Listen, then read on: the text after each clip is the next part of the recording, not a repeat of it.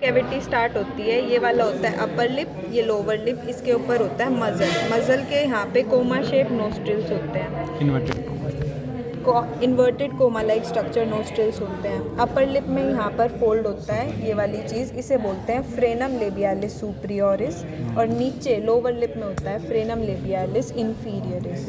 यहाँ पे इसके ऊपर यहाँ टेक्टाइल हेयर्स भी होते हैं। Tactile hairs are the protective hairs, और इनके बीच की ओपनिंग कोमरीमा और इस ओपनिंग भी बोलते हैं। फिर इसकी कॉर्डल की बात करें तो यहाँ पे इस्थमस ओफोशियम होता है, रूट ऑफ टंग और सॉफ्ट पैलेट के बीच में एक ओपनिंग होता है जो ओरल कैविटी को फेरिंग्स के साथ कम्युनिकेट करता है। ये सारी चीज़ फेरिंग्स है अपने पास।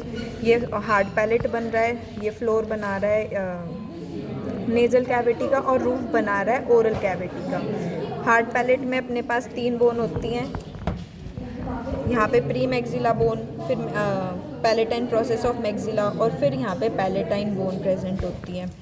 यहाँ पे स्टार्टिंग में ये एक डेंटल पैड है, ये ऊपर वाला पार्ट है, जिनके बीच में एक ट्रायंगुलर लाइक स्ट्रक्चर है जिसे इंसिसिव पेपिला बोलते हैं, जिसके लेटरल साइड से इंसिसिव डक्ट्स अराइज हो रही हैं। बीच में this is the median raphe. 2/3 portion of the oral cavity covers this transverse hard palate का ये 2/3 पार्ट ऐसे ऐसे रख रहा है, और ये वाला जो 1/3 पार्ट है ये स्मूथ पार्ट है।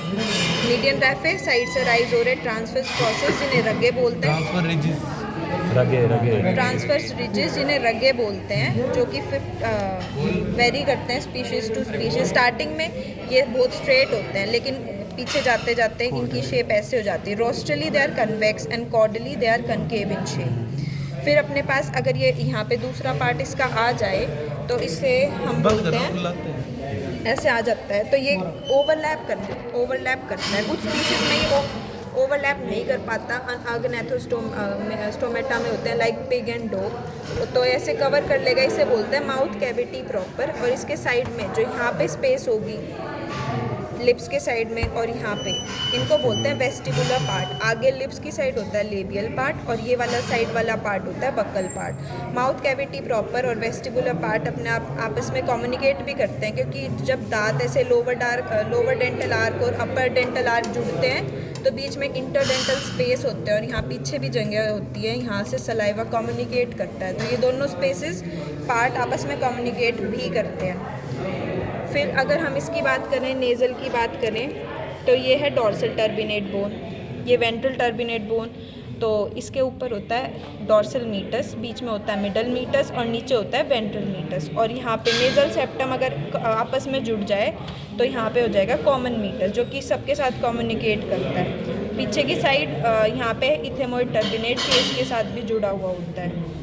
सॉफ्ट पैलेट की बात करें तो सॉफ्ट पैलेट में अपने पास 2 सरफेस होती हैं, जो इसके साथ ओरल कैविटी के साथ कम्युनिकेट कर रही है, वो होता है ऑरल सरफेस, और ऊपर वाले नेजल सरफेस के साथ कम्युनिकेट कर रहा है, that will be your nasal surface. फिर सॉफ्ट पैलेट में अपने पास ये पिलर, ये जो फोल्ड सा दिख रहा है ये वाला, this is the cranial pillar.